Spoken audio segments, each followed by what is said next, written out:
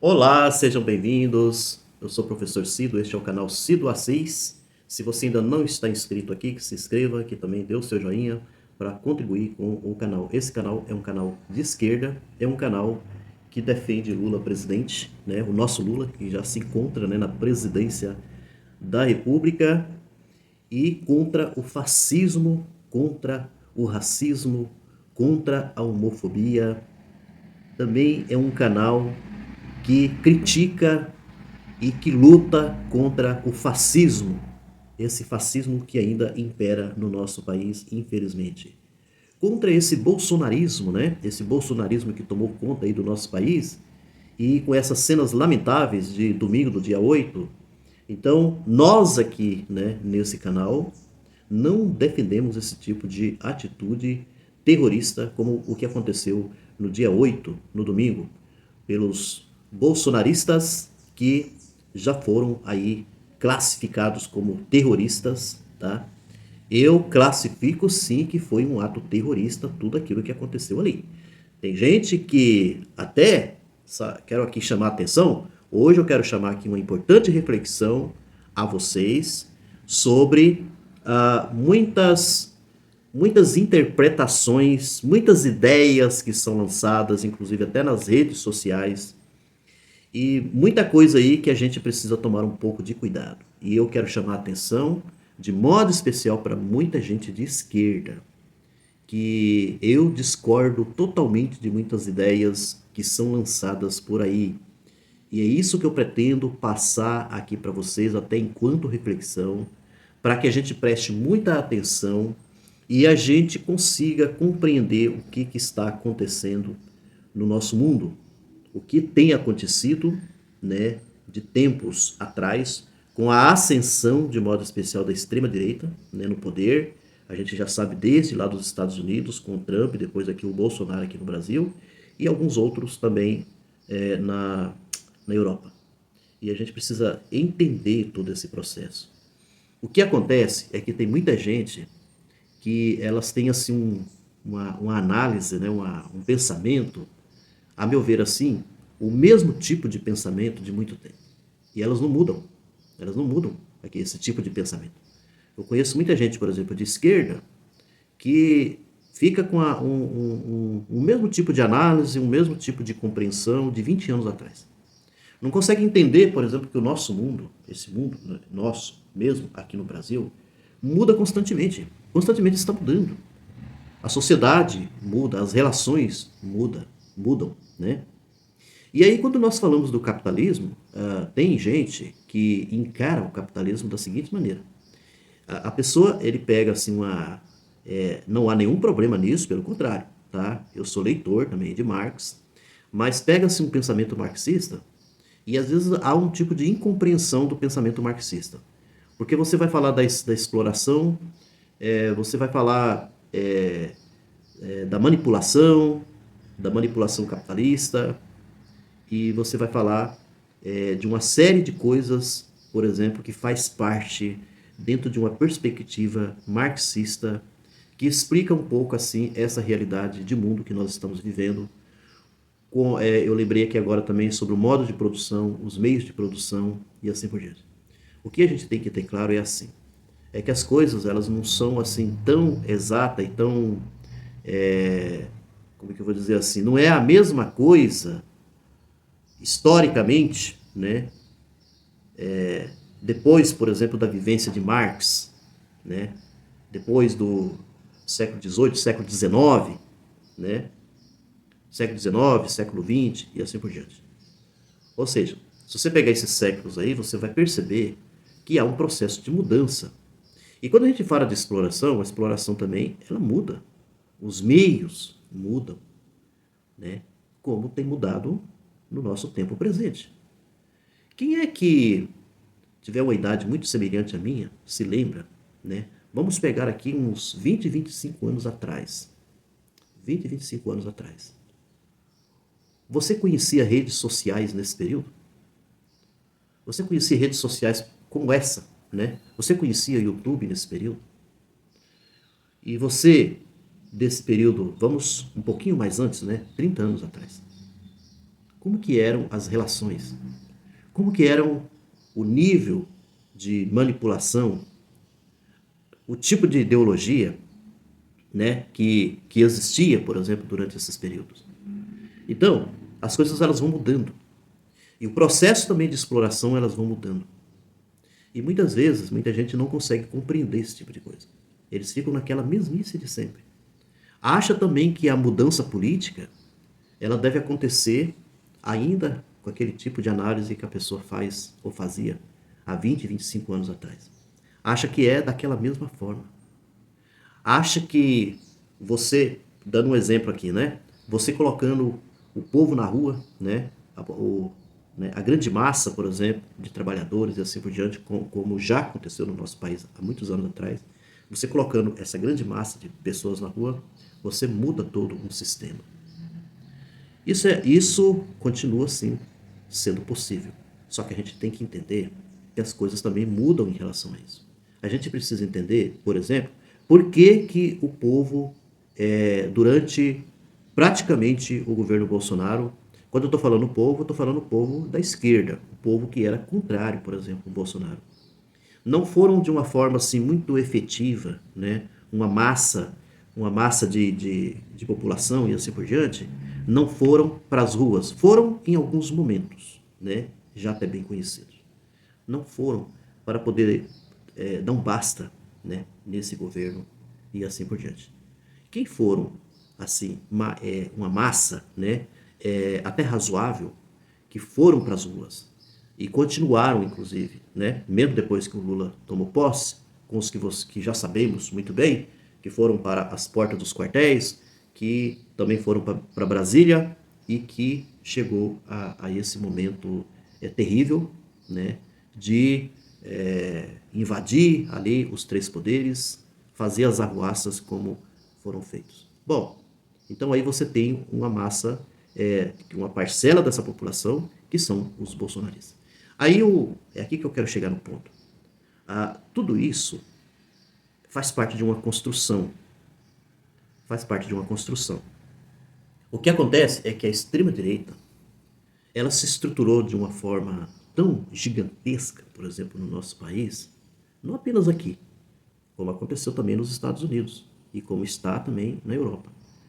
Mas ela teve assim uma construção, né? Uma enorme construção em diversos sentidos, por exemplo, uma construção de narrativas, tá? Uma construção que é até meio dúbio a gente falar de construção, mas eu quero trazer aqui a questão das fake news. O quanto que a fake news, inclusive, fez parte, né? Fez parte da narrativa, fez parte das redes sociais, fez parte do movimento político e assim por diante. E esse grupo bolsonaristas, né, dos bolsonaristas, ou o bolsonarismo, toda essa construção, como eu estou falando para vocês, elas tomaram então como mote a fake news. A fake news não apenas nas redes sociais, mas até no discurso político, que era o que o Bolsonaro, por exemplo, fazia. Acontece que o que eu estou chamando aqui de construção, essa construção extremista, ela, ela acabou crescendo como se fosse um prédio, uma estrutura poderosa, que não estava sendo fácil de mexer nessa estrutura. Essa é a grande verdade. Então, se você prestar atenção, a estrutura do prédio está tão bem montada que não era fácil você mexer com isso. Você desestruturar tudo isso, desmoronar de uma certa forma essa estrutura desse prédio. E a estrutura desse prédio ainda continua. Ele não foi desmoronado com a eleição do presidente Lula. Aí eu quero chegar num outro ponto aqui, que também é a crítica que eu quero fazer a muita gente de esquerda. Tem muita gente da esquerda, então, que a crítica que é feita agora é assim, né? Depois que o Lula ganhou as eleições, que o Lula tá aí, essa coisa toda. Criticam, por exemplo, a forma como o Lula vem conduzindo, né, o seu projeto político, né? Esse grupos, né, partidários que foi montado aí, né?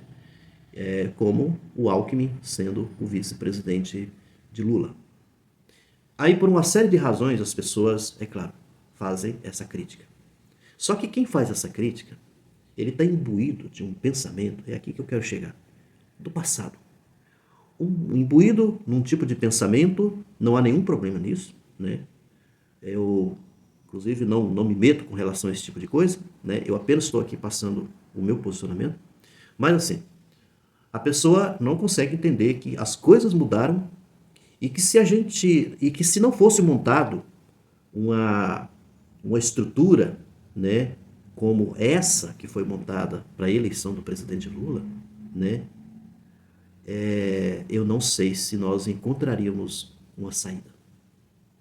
Ou seja, às vezes as pessoas que estão aí fazendo a crítica, né, criticando inclusive, né, criticando o PT, essa coisa toda, elas não tinham, por exemplo, essas mesmas pessoas não tinham uma proposta mais plausível, mais efetiva, mais eficaz para resolver o problema que nós estávamos enfrentando. Porque o que acontece? O bolsonarismo, como eu falei para vocês, faz parte desse prédio, dessa grande estrutura montada, que continua. Ela não foi desmoronada totalmente. Só um pedaço. Então, são as buscas de saída para que você pudesse dar um basta, por exemplo, no Bolsonaro. Não, se você pensar bem, não tinha outro meio. Não havia outro meio.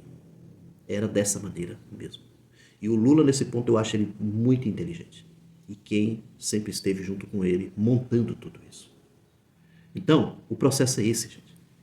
E agora, o que acontece? Eu ainda teria uma coisa assim para falar, por exemplo, sobre o Alckmin, que a gente fica lá no passado pensando num Alckmin. Um Alckmin, como o PSDB, eu estava falando aí com um amigo, né, petista, estava conversando com ele, e eu estava lembrando, falando assim, olha, você já reparou que muitos partidos, por exemplo, de direita, sofreram com a extrema-direita? Sofreram com o bolsonarismo. A tal ponto, quase que desaparecer, como foi o caso do PSDB.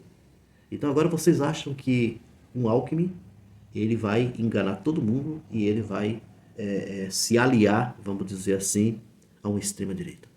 Ele aprendeu a lição. Ele viu como que é a situação. Ele viu o quanto que é terrível uma extrema-direita no poder. Então, né, o que eu estou querendo dizer aqui, não estou dizendo que nós agora temos que acreditar, não. Eu estou dizendo que essa forma como foi construída, essas alianças como foram feitas nesse momento, para a eleição de Lula, elas foram corretas. É esse ponto que eu quero dizer. Aí o outro ponto, para poder encerrar e o vídeo não ficar muito longo, em outro momento eu ainda trago aqui umas reflexões do meu ponto de vista sobre toda a situação nossa do Brasil. Uma outra questão que eu queria trazer aqui é a respeito do Alexandre de Moraes. Aí eu quero trazer a importância das instituições. A gente sabe quanto que as instituições do Brasil, elas foram questionáveis, elas foram omissas, né? Durante, inclusive, até quando o Bolsonaro, né, chegou ao poder, o quanto elas contribuíram, o STF, inclusive, o quanto contribuiu para que nós tivéssemos um energúmeno, como foi o Bolsonaro, aqui no poder dirigido à nação brasileira. Tudo bem. Só que o desastre, isso aqui eu estou chamando agora de desastre, ele foi muito grande. Estava sendo muito grande. O desastre estava sendo muito exagerado. E as instituições, então, começou a tomar pé da situação. Começou a ver que a coisa não era brincadeira, que o que estava acontecendo no nosso país. Por isso que nesse meio todo surge um Alexandre de Moraes. E eu aqui quero dizer uma coisa para vocês. Eu sou defensor do Alexandre de Moraes. Olha que eu posso morder a língua daqui a um tempo. Eu sou um defensor do Alexandre de Moraes. Não que eu estou dizendo aqui que o Alexandre de Moraes não é esquerda. Alexandre de Moraes não defende esquerda. Você pode ter certeza. Mas aqui é um ponto, o seguinte, eu sou um tipo de pessoa que eu acredito muito nas contradições. Afinal de contas, quem é que falava das contradições? Da importância das contradições, da dialética histórica. O materialismo histórico e dialético, o Marx falava sobre isso. Então, eu acredito nessas contradições. Eu acredito assim que o que aconteceu, o que está acontecendo, faz parte dessas contradições. Não é que o Alexandre de Moraes está assumindo uma esquerda, que está defendendo um Lula ou qualquer coisa assim. No meu ponto de vista, ele, de modo especial, estou falando dele, do Alexandre de Moraes, porque é ele, né, no caso, que está à frente, né, do Superior Tribunal Eleitoral. Então, assim, essas decisões, né, tomadas, por exemplo, por Alexandre de Moraes, e que vêm, né, até agora sendo tomadas por Alexandre de Moraes, o que muitos, inclusive, até criticam assim, dizendo que, nossa, Alexandre de Moraes está com tanto poder, está com tanto... Eu penso assim, ele está em busca do cumprimento da Constituição. Porque uma coisa que muita gente não presta atenção é que é assim, durante o período do bolsonarismo, a Constituição brasileira estava sendo praticamente rasgada, jogada na lata do lixo. Eles, inclusive, dizendo que nós estamos cumprindo a Constituição. O nome da Constituição era falado daqui e dali, mas ela estava sendo descumprida, a Constituição brasileira. E os bolsonaristas pegaram corda, começaram a seguir junto esse mesmo caminho do descumprimento da Constituição brasileira. Por isso que começou atos antidemocráticos, começaram a virar moda, e muitos aí que inclusive estão presos, né, que se acham coitadinhos, né, se acham, nós estamos sofrendo, aquela coisa toda. Eles não conseguem entender, né, ou às vezes se faz de besta, né, que não está entendendo, que atos antidemocráticos é inconstitucional. Você está ferindo a Constituição. Essa coisa de você agredir, de você, em qualquer lugar que seja, querer agredir, inclusive, ministros do Supremo Tribunal Federal, isso é um tipo de coisas que não pode acontecer. É crime. Se isso chega a acontecer, é crime. Eu sou de um tempo, é até engraçado, né? Que a gente, eu sempre fui lutador de ir para as ruas, né? Fazer parte de movimentos sociais, mas tinha uma coisa que a gente tinha em mente, que era o seguinte: a autoridade você respeita. Você pode chegar, por exemplo, diante de uma autoridade, questionar ela, né? Dar o seu grito ali de protesto, por exemplo, fazer o protesto, protestos que sempre aconteceram. Mas a gente não chega a um nível do desrespeito, o nível de ameaças, ao ponto que, para dizer assim, aqui nós temos a liberdade de expressão. Então, a liberdade de expressão, então o que seria? Eu venho aqui nas redes sociais, xingo os ministros do STF, ameaço os ministros do STF, xingo eles de vagabundos, e assim por diante. E vou mais longe, né? Falo que um dia eu vou pegar qualquer um desses ministros, vou bater, vou fazer, sei lá, qualquer coisa contra eles. Quer dizer, esse é um desrespeito imenso. É um desrespeito total. Isso é antiético, isso é imoral. Isso não pode acontecer. Isso não é uma sociedade de pessoas, né? De pessoas que se respeitam, de pessoas humanas que se consideram como seres humanos. Não é dessa maneira que nós vivemos na nossa sociedade. Nós temos direito aos nossos protestos, né, às nossas manifestações, o quanto que eu já participei de manifestações, mas não se faz manifestação e nem se considera como manifestação o que aconteceu em Brasília no dia 8 de janeiro, no domingo. Aquilo não é manifestação. E tem gente que ainda diz, né, bolsonarista, que a manifestação do dia 8 era pacífica. Pacífica, como diz o outro, caralho.